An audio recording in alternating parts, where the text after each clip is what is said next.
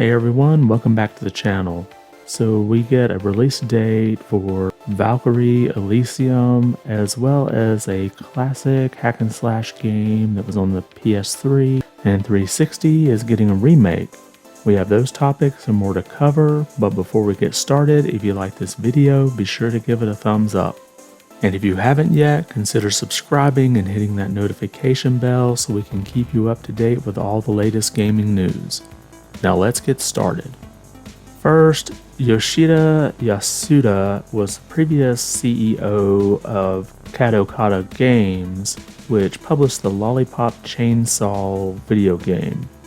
Now he left the company last May, and at the time he hinted that his new company, Dragami Games, would be working on a Lollipop Chainsaw title. Well, we have an official announcement here from his Twitter account. Now they've got the message down here, but first, if you don't know what Lollipop Chainsaw is, it's a hack and slash game released on the PS3 and 360 and was never ported to newer consoles, and it isn't backward compatible on the Xbox. Now back in May, Yasuda announced he'd be leaving his current company and starting his own, and he has now confirmed that they will be doing a remake of Lollipop Chainsaw. So in the text in that attachment of the tweet, part of it says, "We, the original development staff on Lollipop Chainsaw, think of the game as very precious to us and did not want to leave it in limbo where players who want to play it cannot. As such, we purchased the Lollipop Chainsaw intellectual property from Kadokawa Games and decided to develop a remake. We have already contacted Warner Brothers about development and are being supported by them in this endeavor." Now they did note that there would be some changes that would have to be made. For one, the original music will have to be replaced since the licensing will be too costly to add. But hopefully they come up with something good that isn't distracting, and I'm definitely looking forward to playing back through this game. It's been quite a while since I did, but I did enjoy it. Next, we had sort of a leak for Valkyrie Elysium, and you can see this tweet here from Wario64. Valkyrie Elysium will release on September 29th according to PlayStation. And you can see the description there has a date of September 29th.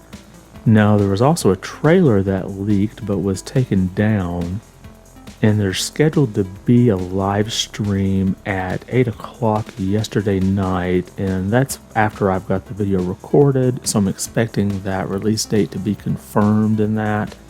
And the video I'm using for the background here is actually the one that leaked out, and it does confirm the September 29th at the end of the video. But if for some reason this date is not confirmed, I'll let you know in the comments below. Next, we have some games coming to Game Pass for the first half of July. Available now is Last Call BBS for the PC, and that's available as a day one game. And then we have the return of the 3 Yakuza games that left the service maybe about 6 months ago. We have Yakuza 0, Yakuza Kiwami, and Yakuza Kiwami 2, and all these again are available right now. And it's interesting that these 3 would come back into the service, and this does have all the Yakuza games on Game Pass now. And coming July 7th, we have DJ Max Respect V, and I believe that is V and not a 5 because I couldn't find a 2, 3, and 4, and that's on cloud, console, and PC, as well as Matchpoint Tennis Championships on cloud, console, and PC, and this is available day one for Game Pass, and Road 96 for cloud, console, and PC.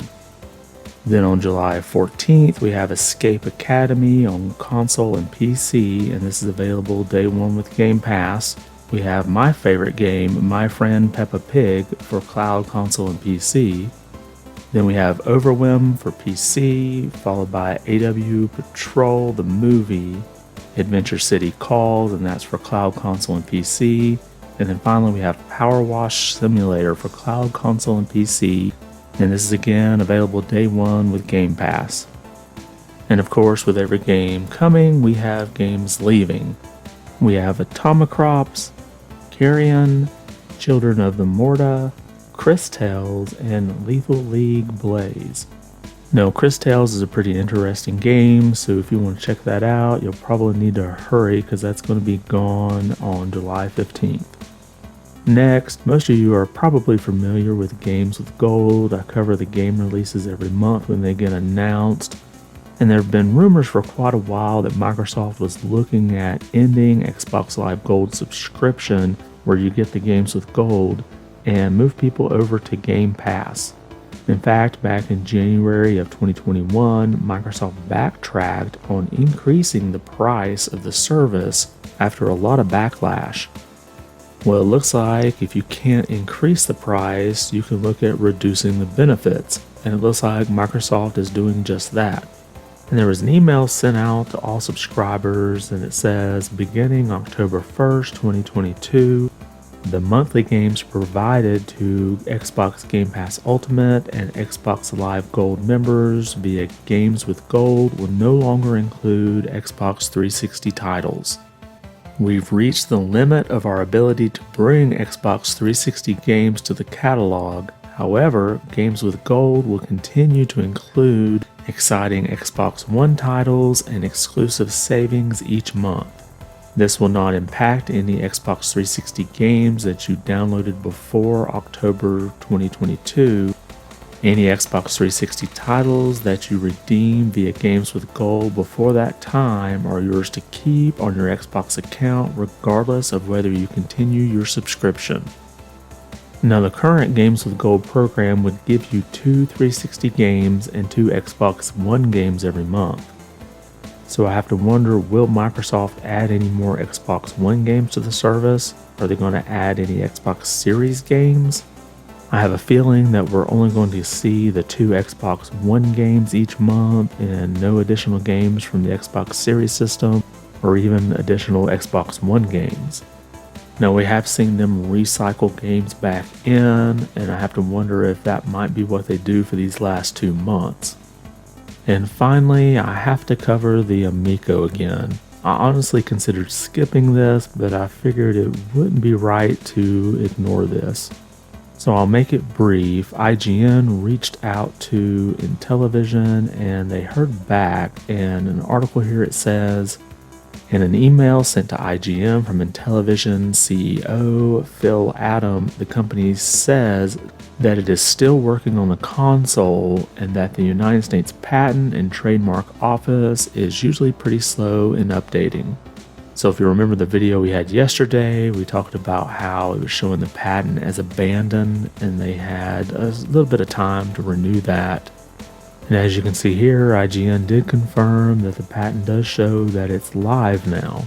But honestly, I think the Amico is still pretty much dead, and I have to wonder what they're waiting on, why they don't just go ahead and declare bankruptcy and get it over with. But now I feel like I've done my due diligence and let you all know where the latest stands in this saga. And that's all we have for today. Did anything we cover catch your attention? Were there any games coming to Game Pass that you're looking forward to? Let us all know in the comments below which ones you like the best. And is it sad to see the end of the Xbox 360 games coming to Games with Gold? I mean, considering it is 2 generations ago, this really isn't surprising. But I'm still hopeful that maybe they'll add a couple more games from the Xbox One. Drop a comment about those topics or anything else we covered today. I want to thank you for watching and be good.